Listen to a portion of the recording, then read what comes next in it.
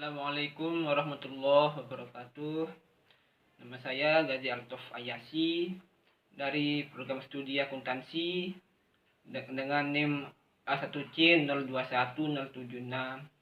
Sini saya akan mempresentasikan hasil dari tugas KWN yang berjudul Rule of Law dan juga Hak Asasi Manusia. Baiklah, yang pertama adalah Rule of Law. Rule of Law merupakan suatu doktrin dalam hukum yang mulai muncul pada abad ke-19 bersamaan dengan kelahiran negara, konstitusi, dan demokrasi. Kehadirannya bisa disebut sebagai reaksi dan koreksi terhadap negara absolut. Rule of Law mengambil alih dominasi dari golongan-golongan gereja, ningrat, prajurit, dan kerajaan.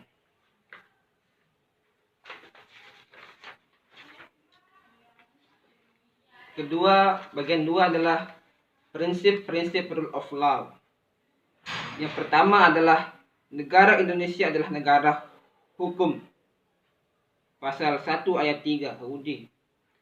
Kedua, seluruh warga negara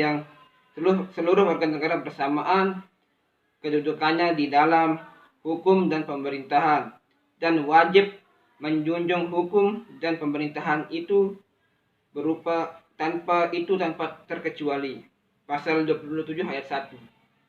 Yang ketiga, setiap orang berhak atas pengakuan, jaminan, perlindungan, dan kepastian hukum yang adil serta perlakuan yang sama di hadapan hukum. Pasal 280 ayat 1. Yang keempat, setiap orang berhak untuk bekerja serta mendapat imbalan dan perlakuan yang adil dan layak dalam hubungan kerja. Pasal 280 ayat 2. Itulah tadi prinsip rule of law menurut UUD. Sekarang kita beralih ke prinsip yang kedua, yaitu prinsip-prinsip rule of law berdasarkan secara hakiki.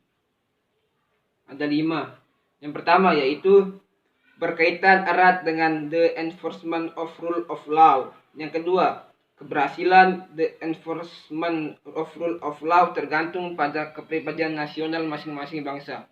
Yang ketiga, rule of law memiliki akar sosial dan akar budaya Eropa.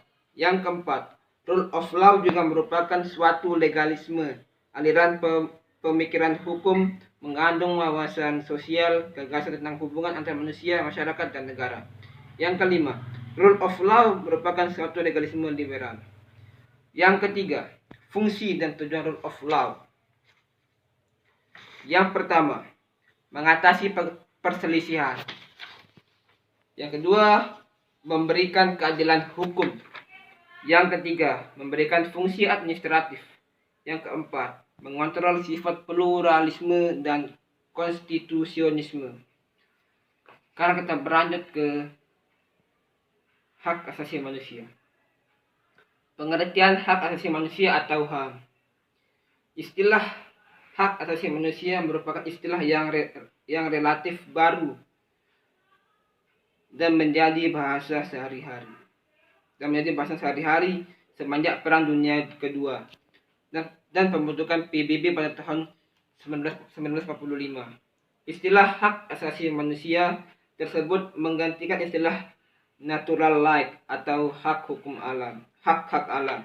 Karena konsep alam yang berkaitan dengan istilah natural right menjadi suatu kontroversi dan frasa the rights of man yang muncul kemudian dianggap tidak mencakup hak-hak wanita.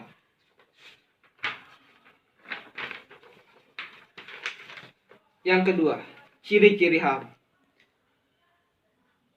Ciri-ciri HAM itu ada 3. Yang pertama, hak asasi manusia tidak perlu dibeli atau diwarisi. Hak asasi manusia adalah bagian dari manusia tersebut sejak lahir. Yang kedua, hak asasi manusia berlaku dan dimiliki oleh semua manusia tanpa memandang jenis kelamin, ras, agama, etnis, pandangan politik, atau asal-usul sosial, budaya. Semua manusia lahir dengan martabat yang sama. Ketiga, hak asasi manusia tidak bisa dilanggar, dicabut, atau dihilangkan, walaupun sebuah negara membuat hukum yang tidak melindungi atau melanggarnya. Yang ketiga, prinsip-prinsip hak asasi manusia. Di antaranya adalah pertama, prinsip kesetaraan. Yang kedua, prinsip non-diskriminasi. Yang ketiga, kewajiban negara. Yang keempat, hubungan negara hukum dan HAM. Baiklah,